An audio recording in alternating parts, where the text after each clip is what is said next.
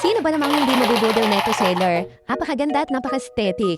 Pabili na naman ako ng bagong spoon and fork set dito sa aking Nakshi. Kasi talaga ako ng set na tapos meron siyang kasamang lagayan at hindi bagay sa bag. Tignan niyo naman, napakanipis nito kaya super handy. Perfect nga ito kung mahilig kayong kumain sa labas at kasama niyo yung inyong mga bebe.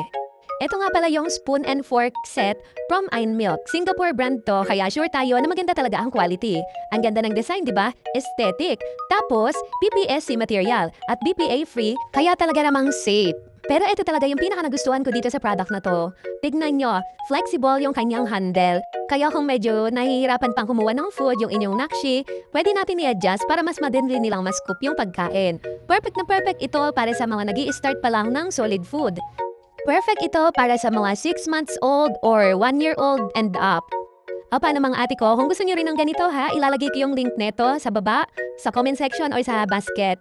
Check out ka na lang ha.